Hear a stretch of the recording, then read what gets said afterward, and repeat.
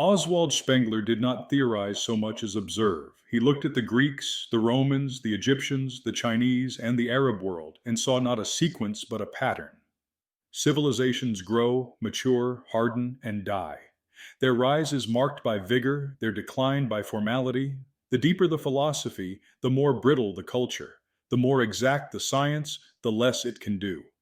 In the decline of the West, Spengler rejected the illusion of progress. He offered instead the morphology of history, in which civilizations are likened to organisms.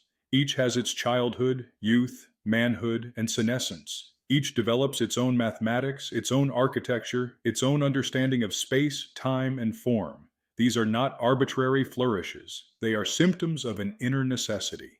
Every great culture is driven by what he called a prime symbol, an image that governs how its people see the world. From this symbol grows the entire worldview, its ethics, its metaphysics, its aesthetics. The prime symbol is not a metaphor. It is the skeleton on which the flesh of a civilization hangs. This view does not flatter the modern man. He prefers to believe that he is unique, unmoored, and advancing. He is none of these things. He is part of something larger than himself, something that was once young and is now old. Spengler did not predict the end of history.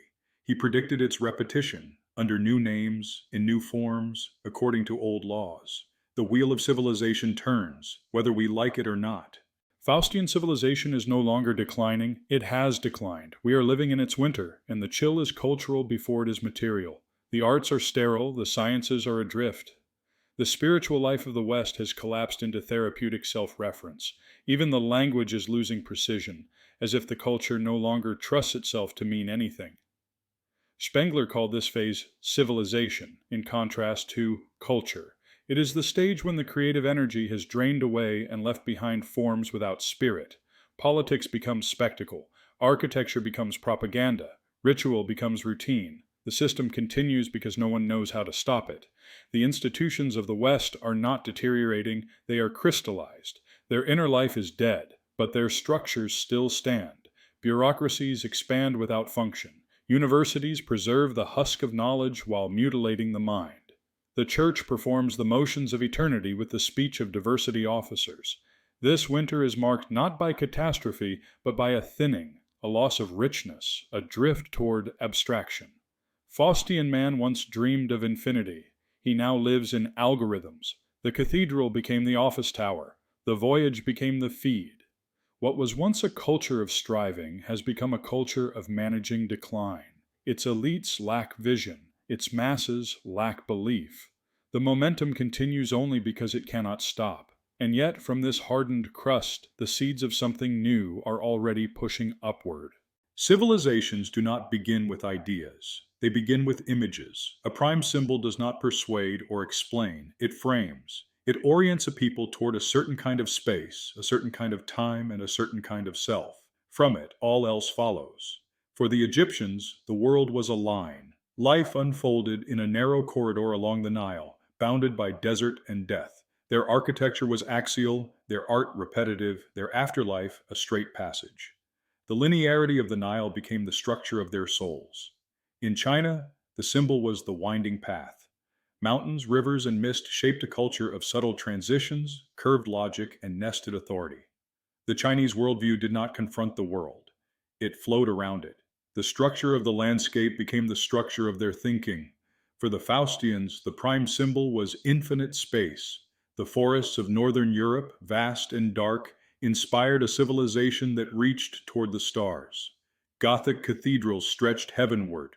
Perspective in painting discovered vanishing points. Science turned into cosmology, seeking first causes and final ends. The Faustian soul was restless, vertical, unbounded. A civilization is the slow elaboration of its symbol. Religion gives it gravity. Art gives it clarity. Politics gives it scale. Over centuries, a people live inside the form their symbol has given them, often without knowing it. The next civilization will have its own symbol. It already exists. The task is to see it. A symbol is not chosen. It emerges. It comes from the land before it becomes a vision. The Egyptians did not theorize the line. They lived it. The Nile imposed it. Life depended on it. Generation after generation measured their fields, built their tombs, and buried their kings along its path. The line was not an abstraction, it was their reality, made sacred through repetition. The Chinese path was not philosophical at first, it was geographic. Terraces carved into mountains, mist curling through valleys, roads winding through forests that offered neither symmetry nor certainty. The idea of harmony came later.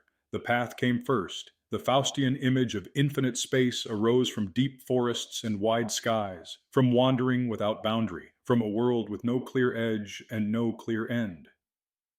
The longing for the absolute did not begin with Descartes or Dante. It began with the man who looked out from a hilltop and saw only trees, mist, and the promise of something beyond.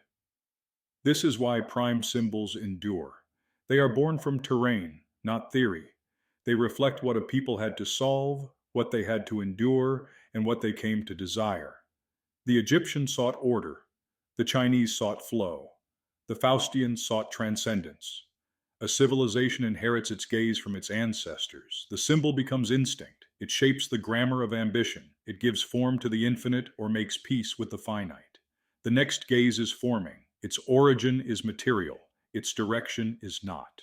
To predict the next civilization, we must stop looking forward and start looking down. The age of expansion is over. The world has been mapped, bought, paved, streamed, and drained. There are no frontiers left on Earth. The air is thick with signal. The sea is crossed by cables. Even the sky is tracked. Faustian space, once infinite, is now monitored and monetized. A new civilization cannot build outward. It must build inward. It will not extend Faustian dreams. It will confine them. The prime symbol of the next culture will not harmonize with the last one. It will oppose it. Every new civilization rejects the instincts of the one that preceded it. The classical world revered proportion. The Magian world despised it. The Gothic cathedral soared beyond reason because the Roman basilica had been too reasonable. The Chinese path curved where the step was straight. The symbol changes when the spirit no longer fits the frame. We must look, then, not to the dominant culture, but to its discontents. The next symbol will emerge from the people who feel most suffocated by Faustian infinity. They will not articulate it. They will live it. Their boredom is more prophetic than the philosophies of their rulers. Their despair points to a different shape. The next civilization will arise among those who reject the void. They will find meaning in containment. They will find awe in boundaries, and their symbol already surrounds them. Faustian civilization produces its own gravediggers. No culture has generated more wealth, more speed, or more despair. The very traits that once drove its greatness, restlessness, abstraction, limitless expansion, now exhaust its children. They inherit motion without destination, choice without meaning, space without place. Spengler noted that the late stage of a civilization is marked by second religiosity. A hunger for the sacred reemerges, but it no longer draws from within. It borrows, reassembles, or simulates. This is the crisis of the West, a civilization that can build rockets but cannot build families. Faustian culture in its decay has produced a class of people uniquely aware of its failure.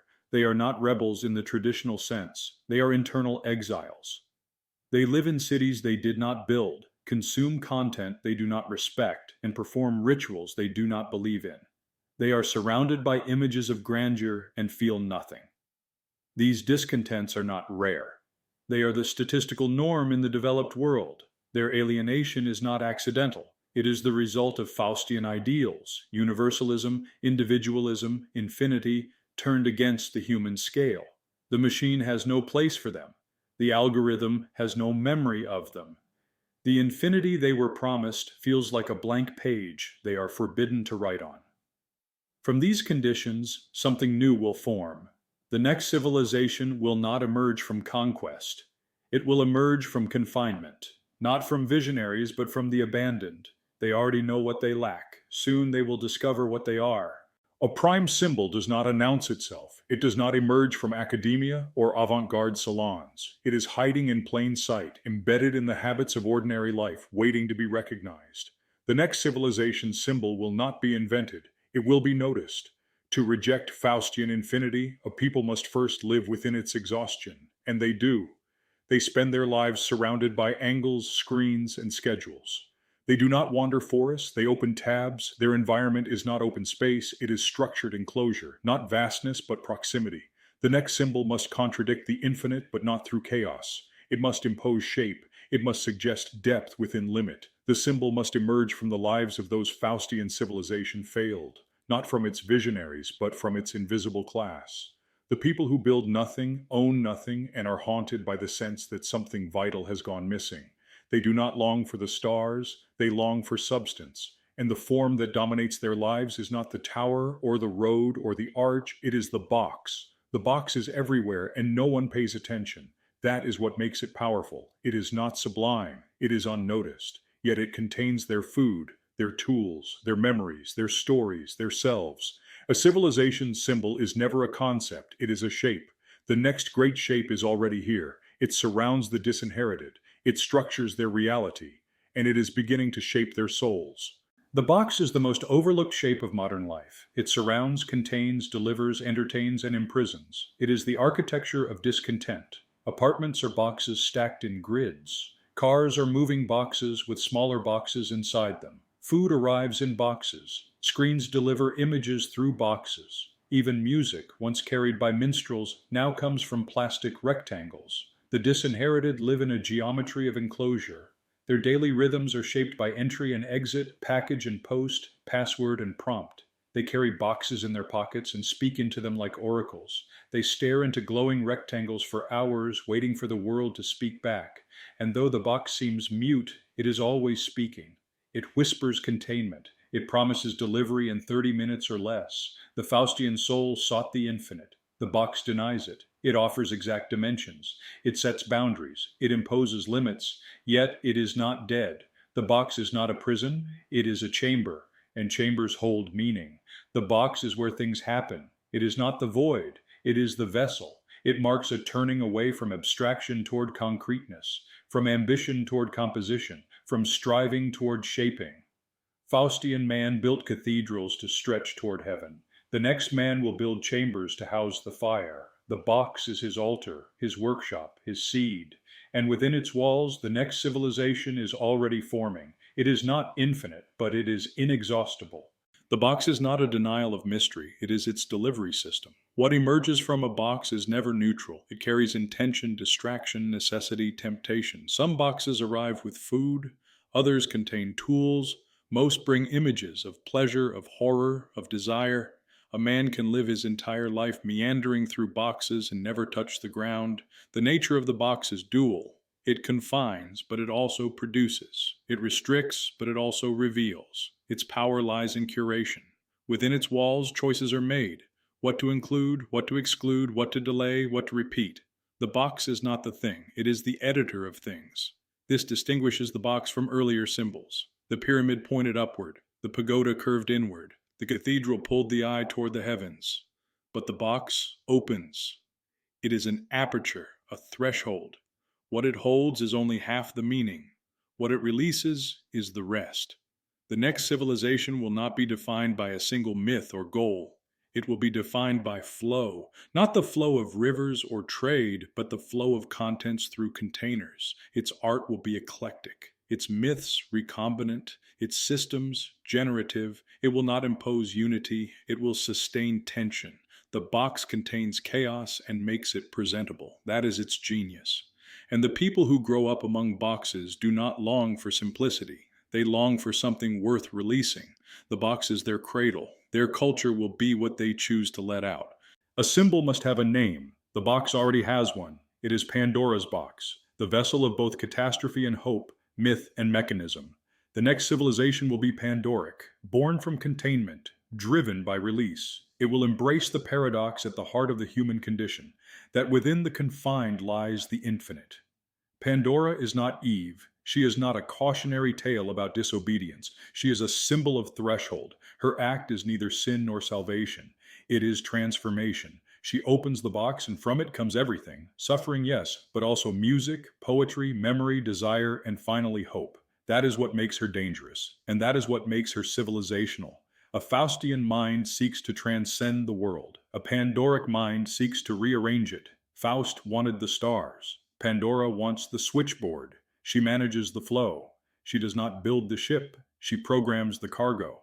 The Pandoric does not abandon technology. It repurposes it. It does not seek conquest, but orchestration.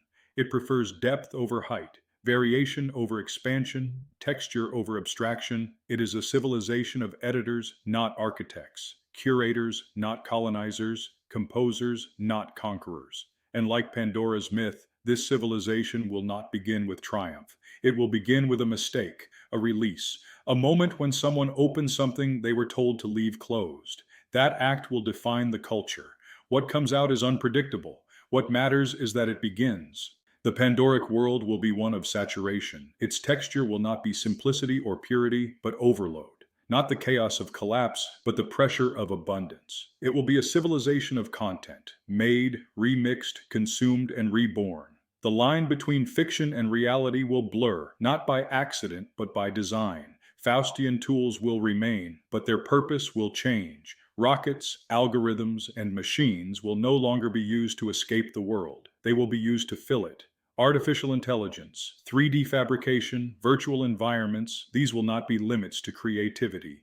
They will be accelerants. The imagination will no longer be confined to the sketchpad or the manuscript. It will enter the physical world as policy, architecture, and myth. What was once passive entertainment will become active world building. The viewer becomes the author. The consumer becomes the conjurer. The screen was once a barrier. Now it is a gateway. Fiction will leak, it will cross over. It already has. The Pandoric does not seek utopia, it seeks multiplicity. Its culture will not be unified. It will be plural, overlapping, contradictory. This is not confusion, it is composition. The aim is not order, but richness, not finality, but flow. The Faustian dreamed of heaven and ended in a server farm. The Pandoric begins in a basement and builds a new Olympus out of wires, screens, and voices. From the box comes story. From story comes culture. From culture comes civilization. This is the sequence, and it has already begun. Pandoric civilization is not hypothetical. Its outlines are already visible. What began as noise now reveals a structure. Beneath the surface chaos of AI-generated images, niche subcultures, digital religions, biohackers, and genetic tinkerers, a new symbolic order is forming. Each fragment looks absurd on its own. Together they rhyme. Artificial intelligence is not an endpoint, it is a workshop assistant. It accelerates creation and democratizes access. The gatekeepers are panicking because the gates no longer matter. Subcultures, once mocked, now function as proto-tribes, complete with dress, dialect, ritual, and moral code. They are no longer mere consumers. They are creators of symbolic ecosystems. Cybernetics and body modification are no longer fringe. They are expressions of enclosure. Flesh becomes programmable. The box moves inside the body. Genetic engineering, long restrained by ethical hesitation, is now becoming a design space. Biology is being treated like syntax, not sacred but shapeable. All of these threads converge on one point, the imagination as terrain. In the Pandoric era, fiction is not escape, it is infrastructure. New myths are being written in source code, new temples are being streamed nightly. Culture is not passing through its death throes, it is splitting, metastasizing, reconfiguring. Faustian civilization sought the stars and found its limits. The Pandoric does not seek beyond, it seeks within. It does not begin with conquest, it begins with contents. And those contents, personalized, generative, recursive, are already escaping their boxes. The future is not ahead of us, it is leaking out of our devices. Faustian civilization will not vanish, it will be contained. Its tools are too powerful to discard, its memory too deep to erase. What it failed to achieve through conquest, it may yet achieve through composition. But it will no longer lead, it will serve. The Pandoric civilization will place walls around the infinite, not to destroy it, but to direct it. The telescope becomes the microscope. The rocket becomes the generator. The obsession with vastness becomes an obsession with variation. The shift is not away from ambition, but toward shaped ambition. The box does not deny greatness, it demands form. Within this new constraint, Faustian energy will be rechanneled. The vertical impulse will remain, but it will no longer express itself in skyscrapers and planetary scale. It will take root in art that speaks across realities, in myths that organize the unmoored, in rituals drawn from dream logic and digital code. The old cathedral reached for heaven, the new one will plug in. Imagination becomes the new infinite. But it is an infinite with rules. You cannot generate meaning from raw possibility. You need frame, you need boundary, you need a box. And within that box, the Faustian impulse survives. No longer in search of worlds beyond, but in search of forms worthy of the world within. The age of expansion ends in containment, but that containment is not failure. It is focus. The spark still burns, but it no longer races outward. It waits, shaped inside the chamber. The imagination exists outside the maps Faustian man once drew. It is not governed by longitude or liturgy. It cannot be charted like territory or dissected like flesh. It escapes the calculus of empire, the blueprints of industry, and the algorithms of finance. It is where meaning begins and where control dissolves. Faust chased mastery across the world and through the heavens. But there is one place he cannot follow: inward, past the veil of images, into the depths of the unspoken. Spengler saw this boundary. Beyond it, Faustian man becomes mute. His tools cannot reach it. His logic cannot grasp it. He built the machine but cannot build the myth. Mephistopheles, the spirit of cynicism and ally of technical prowess, thrives in systems. But he cannot pass through the imagination. He cannot enter the symbolic chamber. His power ends where wonder begins.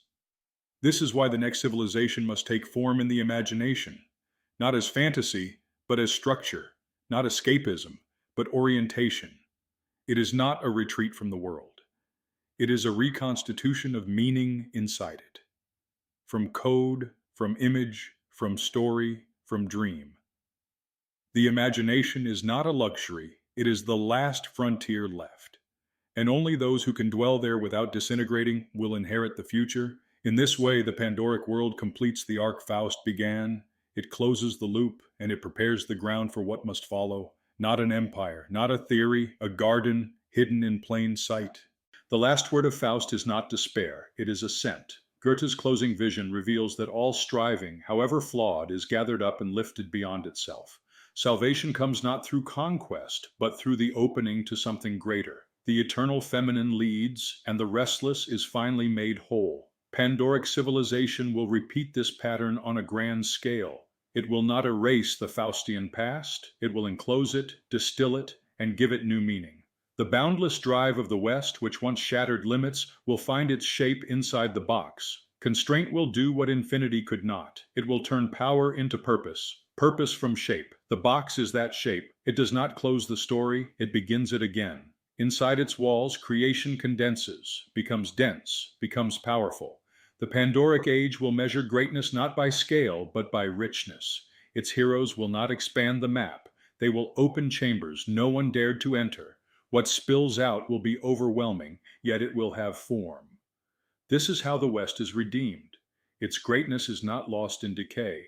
It is reborn through containment, reoriented toward the imagination rather than the void. Technology will serve meaning. Art will weave order from abundance. Culture will be reborn not as an empire, but as 1,000 opened containers. Faust does not die. He is captured. His striving is preserved, enclosed, and released anew. Through the box, the old world finds its afterlife. And in the act of opening, a new world begins.